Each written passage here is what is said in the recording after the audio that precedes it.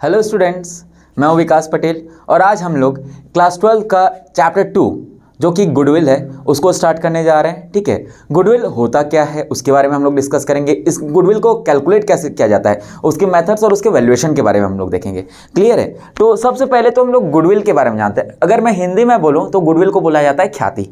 ठीक है, तो किसी भी कंपनी का या किसी भी फर्म का, ऑर्गेनाइजेशन का एक नाम होता है, ठीक है, जिसके कारण लोग उसको जानते हैं। ठीक है, कि ये कंपनी इस प्रोडक्ट से डील करता है, वही क्या होता है, गुडविल होता है। ठीक है, मतलब मार्केट में अगर सीधा सिंपल भाषा में मैं बोलूँ तो गुडविल का मतलब होता है मार्केट में नाम, नेम एंड फेम। ठीक है, तो सबसे पहले देखिए गुडविल ये क्या होता है, intangible assets. It is an intangible assets by which the firm earns more profit या higher profit than normal profit. ठीक है, जितना उसका प्रॉफिट क्राइटेरिया या कैपेबिलिटी होता है उससे अगर ज्यादा वो अर्न करता है, ठीक है, तो उसको क्या बोलेंगे बेटा, हम लोग गुडविल बोल देंगे। क्लियर है यहाँ तक? ठीक है, तो अब ये गुडविल का तो मीनिंग आता नहीं है, कैरेक्टरिस्टिक्स भी सुन लो। इसी में इंटेंजिबल एसेट्स होता है पहला कैरेक्टरिस्टिक्स। ठीक है, दूसरा कैरेक्टरिस्टिक्स या firm earns higher than its normal. ठीक है, साथ साथ इंटेंजिबल एसेट्स मतलब ना तो हम इसको देख सकते हैं ना छू सकते हैं, इसको बस क्या कर सकते हैं, हम लोग फील कर सकते हैं। ठीक है, उसके साथ साथ हम डायरेक्ट हम लोग प्रैक्टिकल में आते हैं, मैथड्स ऑफ गुडविल। ठीक है, क्या क्या वैल्यूएशंस, कैसे वैल्यूएशंस होते हैं। ठीक है, अगर ये goodwill calculation time to time होते जाता है हर एक फर्म का,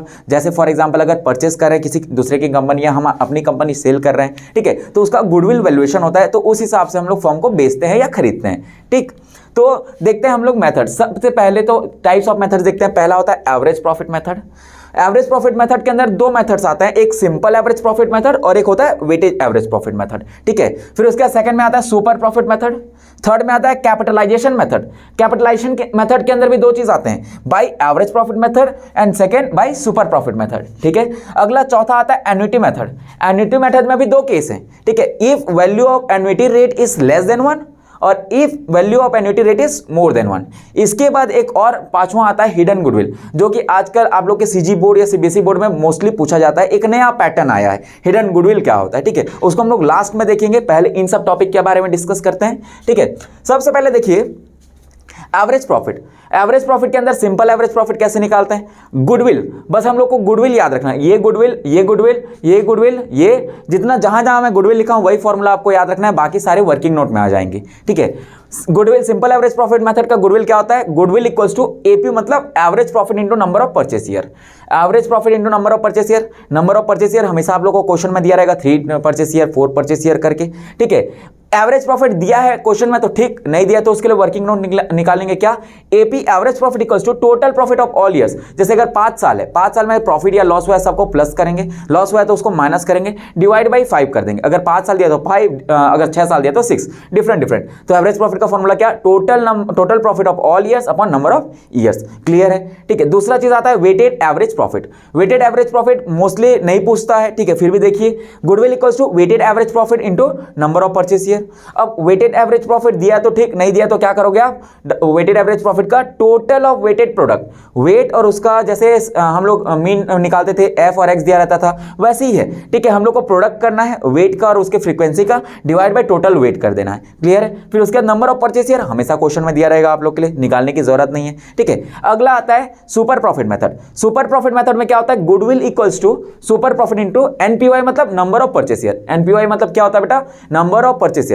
एसपी मतलब सुपर प्रॉफिट, याद रखिएगा, goodwill equals to super profit into number of purchase year. उसके बाद क्या आएगा, सुपर प्रॉफिट अगर क्वेश्चन में दिया है तो वेल एंड गुड, नहीं दिया तो उसके लिए वर्किंग नोट निकाल देंगे। Super profit equals to average profit, AP मतलब average profit minus NP, NP मतलब नॉर्मल प्रॉफिट। क्लियर है यहां तक? अच्छा, एवरेज प्रॉफिट क्वेश्चन में दिया है तो सही है, नहीं दिया तो कैसे निकालेंगे, सेम फॉर्मूला जो यहां एपी के लिए फॉर्मूला यूज होता था, सेम फॉर्मूला यहां भी यूज हो जाएगा, total profit of all years upon number of years. Clear है यहां तक? ठीक है, उसके बाद नॉर्मल प्रॉफिट। ठीक है, नॉर्मल प्रॉफिट दिया है तो ठीक, नहीं दिया तो उसके लिए फिर से एक अगला वर्किंग नोट आएगा, NP equals to capital into rate upon 100। ये जो कैपिटल है, कैपिटल एम्प्लॉयड होता है। ठीक है, कैपिटल और कैपिटल एम्प्लॉयड सिमिलर होते हैं। ठीक है, इंटू रेट, ये जो रेट है आपका ये एनआरआर होता है, नॉर्मल रेट ऑफ रिटर्न। क्या होता है बेटा, NRR normal rate of return divide by 100। ये नॉर्मल प्रॉफिट के लिए फॉर्मूला है, capital into rate upon 100। NRR percent दिया रहेगा, कैपिटल डायरेक्टली क्वेश्चन में अगर आप लोग को गिवन है तो बहुत बढ़िया, नहीं दिया तो कैपिटल के लिए फॉर्मूला निकालेंगे एसेट्स माइनस लायबिलिटी। कैपिटल मतलब यहां बहुत सारे बुक्स में आपका नेट एसेट्स दिया रहता है, net assets equals to assets minus liability, तो वही चीज है कैपिटल नेट एसेट्स और कैपिटल एम्प्लॉयड, कंफ्यूज नहीं होना बेटा। ठीक है, अगला मेथड है कैपिटलाइजेशन मेथड, कैपिटलाइजेशन मेथड में भी दो पार्ट्स हैं, पहला बाय एवरेज प्रॉफिट मेथड और दूसरा क्या है, by super profit. Average profit method से अगर हम गुडविल कैलकुलेट कर रहे हैं तो capitalised value minus capital employed, capitalised value किसका, फर्म का, कैपिटलाइज्ड वैल्यू ऑफ फर्म, ठीक है, फर्म का कैपिटलाइज्ड वैल्यू, उसको किससे माइनस करोगे, कैपिटल एम्प्लॉयड से, ठीक है। कैपिटलाइज्ड वैल्यू अगर क्वेश्चन में नहीं दिया है तो आप कैसे फाइंड करोगे, वर्किंग नोट है, capitalised value of firm equals to average profit into 100 upon NRR. AP मतलब एवरेज प्रॉफिट, एनआरआर मतलब normal rate of return, question में दिया रहेगा एनआरआर, ठीक है। अगर और एपी दिया है तो ठीक, नहीं दिया तो फिर से वही same formula, AP equals to total profit of all years upon number of years. Clear है यहां तक, ठीक है। अच्छा कैपिटल एम्प्लॉयड दिया तो ठीक, नहीं दिया तो उसके लिए फिर से यही formula, capital equals to assets minus liability. Confuse नहीं होना है, कैपिटल, कैपिटल एम्प्लॉयड और नेट एसेट्स सिमिलर होते हैं, ठीक है। अगला मेथड है by super profit method. Super profit method में क्या बोला गया है, goodwill equals to super profit into 100 upon NRR. NRR मतलब नॉर्मल रेट ऑफ रिटर्न, अभी इतने बार तो पढ़ा चुका हूं। एनआरआर मतलब नॉर्मल रेट ऑफ रिटर्न, जिसको आप सिंपल रेट भी लिख सकते हो। क्लियर है। सुपर प्रॉफिट क्वेश्चन में दिया रहेगा तो ठीक है, नहीं दिया रहेगा तो फिर से सेम वर्किंग नोट।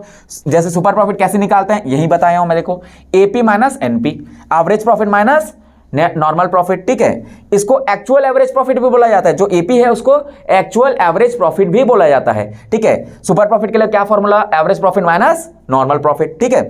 अगर एवरेज प्रॉफिट दिया तो ठीक, नहीं दिया तो फिर से working note, AP equals to total, जो फॉर्मूला का जैसा वर्किंग नोट रहेगा सेम फॉर्मूला हर किसी में अप्लाई होगा, ठीक है। नॉर्मल प्रॉफिट दिया तो ठीक, नहीं दिया तो फिर से ये फॉर्मूला यूज होगा, कैपिटल इंटू रेट अपॉन 100, ठीक है। अगला मेथड आता है एन्युटी रेट।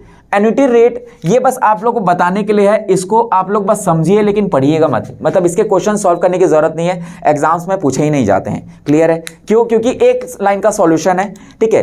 अगर एन्युटी रेट आपको क्वेश्चन में दिया है वो लेस देन 1% तो क्या फॉर्मूला यूज होगा, मोर देन 1% दिया तो क्या फॉर्मूला यूज होगा। Goodwill equals to super profit upon annuity rate less than 1 के लिए क्या है, लेस है, ठीक है। ये लेस देन और ये मोर देन 1। क्लियर है यहां तक, लेस देन 1 है मतलब super profit upon annuity rate, सीधी बात। सुपर प्रॉफिट दिया तो ठीक, नहीं दिया तो फिर सेम फॉर्मूला यहीं से अप्लाई करोगे, एपी माइनस एनपी। एपी दिया तो ठीक, वरना निकालना पड़ेगा, एनपी दिया तो ठीक, एनपी नहीं दिया तो निकालना पड़ेगा, capital into rate upon 100। Clear है, मतलब घूम फिर के आपको पीछे रिवर्स करके देखना है, आपको मेन ये सब चीज गुडविल का फॉर्मूला ही याद रखना है, बाकी सारे वर्किंग नोट में आप मेंशन कर सकते हो। अगर वही चीज एन्युटी रेट मोर देन 1 है तो क्या होगा, इनटू हो जाएगा, ठीक है। Super profit into annuity rate. Super profit कैसे निकालते हैं आपको पता है, अगर क्वेश्चन में नहीं दिया है तो। क्लियर है यहां तक। अब इसके बाद सबसे मोस्ट इंपॉर्टेंट एक टॉपिक आता है, ठीक है, हिडन गुडविल। इसको मैं मिटा देता हूं, 5th नंबर का, ठीक है, 5th hidden goodwill.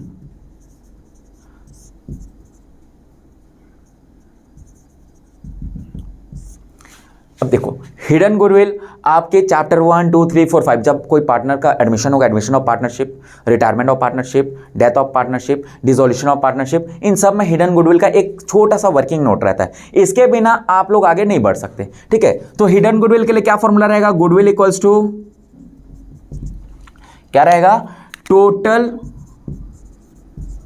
Capital of firm.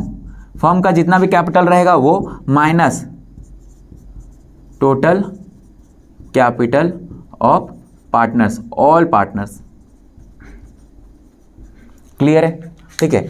Firm का जितना भी वैल्यूएशन रहेगा माइनस टोटल जितने भी पार्टनर्स हैं उनका जो कैपिटल रहेगा, उन दोनों को अगर डिडक्ट कर देते हैं तो हम लोग का हिडन गुडविल आ जाता है। क्लियर है यहाँ तक, ठीक है। फॉर एग्जांपल सपोज करते हैं कि तीनों का अगर मान के चलो 3 पार्टनर्स हैं, 3 पार्टनर्स का कैपिटल मिला के अगर 5000 हो रहा है, ठीक है, 3 पार्टनर्स का कैपिटल मिला के सपोज कर रहा हूं मैं 5000, ठीक है, और पूरे फर्म का वैल्यूएशन हो रहा है 8000, ठीक है, पूरे फर्म का वैल्यू हो रहा है 8000 और पार्टनर्स का ही कैपिटल बस मिला के हो रहा है 5000, तो गुडविल कितना निकल जाएगा बेटा, 3000। क्लियर है, ठीक है, ये हिडन गुडविल हो जाएगा। हिडन गुडविल मतलब हमको दिखता नहीं है लेकिन एक्चुअल में वो प्रेजेंट होता है, हमको हमारा गुडविल का पता नहीं रहता है, हमको तभी पता चलता है जब हम ये फॉर्मूला यूज करते हैं। क्लियर है यहाँ तक, ठीक है। एक बार आप लोग को अच्छे से फिर से ये मेथड्स जितने हैं, ठीक है, आप लोग को अच्छे से करने हैं, एग्जाम पॉइंट ऑफ व्यू से बहुत ज़्यादा इंपॉर्टेंट है, ठीक है। ये वर्किंग नोट्स हैं, ये जो चैप्टर है ये बेसिकली वर्किंग नोट है। ये वर्किंग नोट के बिना आप जो एडमिशन, रिटायरमेंट, डेथ वाला है, डिसोल्यूशन वाला है चैप्टर, उसको नहीं आप बना सकते हो, ठीक है। तो बस आज के लिए इतना ही काफ़ी है, ओके।